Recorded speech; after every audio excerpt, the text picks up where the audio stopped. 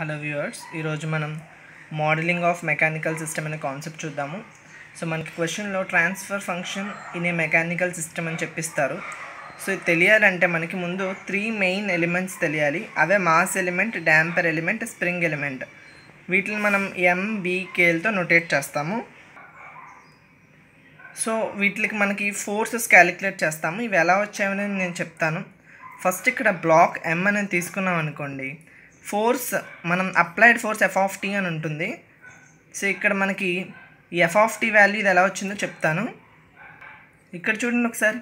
ఇప్పుడు ఈ F అనేది మనం అప్లై చేస్తున్న ఫోర్స్, ఆ బ్లాక్ M మీద మనం అప్లై చేస్తున్న ఫోర్స్ F.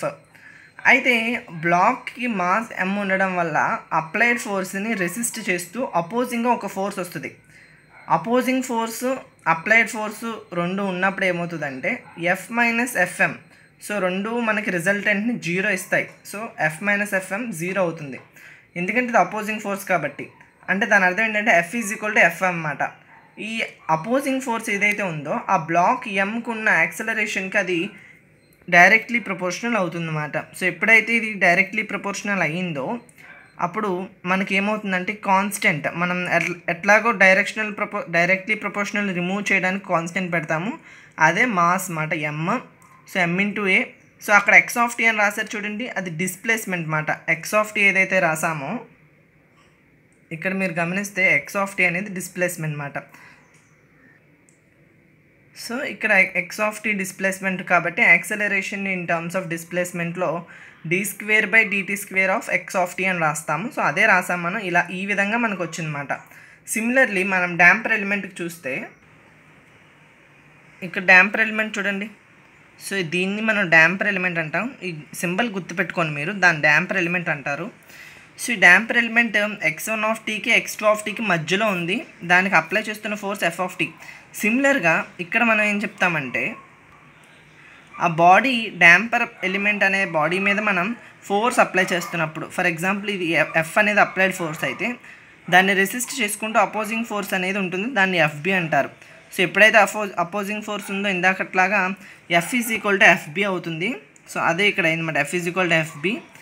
సో ఆల్రెడీ ఈ అపోజింగ్ ఎలిమెంట్ ఏదైతే ఉందో అది డైరెక్ట్లీ ప్రపోర్షనల్ టు వెలాసిటీ అన్నమాట. ఈసారి వెలాసిటీ అయ్యిందంటే మనం x(t) ఇచ్చినప్పుడు ఈ ప్రపోర్షనాలిటీ రిమూవ్ చేస్తాము, B(v) అవుతుంది.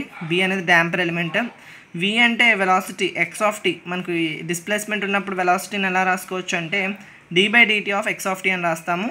సో దానివల్ల మనకి F = FB = B(d/dt of x) అయిందన్నమాట. సిమిలర్గా ఈ స్ప్రింగ్ ఎలిమెంట్ ఏదైతే ఉందో, సో ఇక్కడ మీరు చూస్తే స్ప్రింగ్ ఎలిమెంట్ ఏదైతే ఉందో దాన్ని మనం ఎలా రాస్తామంటే F = k(x1 - x2). ఎందుకు అలాగా చూడండి, ఇది స్ప్రింగ్ ఎలిమెంట్ని ఇలా నోటేట్ చేస్తాము. x1(t)కి x2(t)కి మధ్యలో ఉంటుంది. అప్లైడ్ ఫోర్స్ ఏమో F(t). సో ఇదిగోండి మీరు గమనిస్తే FK అనేది అపోజింగ్ ఫోర్స్ మాట. మనం ఇందాకట్లాగా అప్లైడ్ ఫోర్స్ అనేది Fని అప్లై చేసినప్పుడు ఆ స్ప్రింగ్ ఎలిమెంట్ వలన అక్కడ అపోజింగ్ ఫోర్స్ క్రియేట్ అవ్వడము, అప్పుడు F = FK అవుతుంది. So that is directly proportional to x మాట. x అనేది డిస్ప్లేస్మెంట్ మాట. సో రిమూవ్ చేయడానికి సమ్ కాన్స్టెంట్ పెడతాము. సో కాన్స్టెంట్ ఇక్కడ ఏంటంటే k మాట. సో k(x) అయింది, F = FK = kx అయిందన్నమాట. సో ఈ విధంగా మనకి వచ్చాయి. సో ఒక ఎలిమెంట్ ఉంటే kx అవుతుంది, రెండు ఎలిమెంట్స్ మధ్యలో ఉంది కాబట్టి అక్కడ మనకి k(x1 - x2) అని వచ్చింది. సో ఈ విధంగా ఇవి బేసిక్స్. ఈ బేసిక్స్ని మనం గుర్తుపెట్టుకోగలిగితే ట్రాన్స్ఫర్ ఫంక్షన్ అనేది ఇచ్చిన ఏ మెకానికల్ సిస్టమ్కైనా మనం క్లియర్ కట్గా చేయగలుగుతాము. సో ఇక్కడ మాస్ ఎలిమెంట్ యొక్క సిగ్నిఫికెన్స్ ఏంటంటే ఈ ఎలిమెంట్ అనేది కైనెటిక్ ఎనర్జీని స్టోర్ చేసుకుంటుంది, అలాగే స్ప్రింగ్ ఎలిమెంట్ అనేది పొటెన్షియల్ ఎనర్జీని స్టోర్ చేసుకుంటుంది. సో మనం నెక్స్ట్ వీడియోలో ప్రాబ్లం చేద్దాం. Thank you guys. ఏమైనా డౌట్ ఉంటే కామెంట్ సెక్షన్లో పెట్టండి.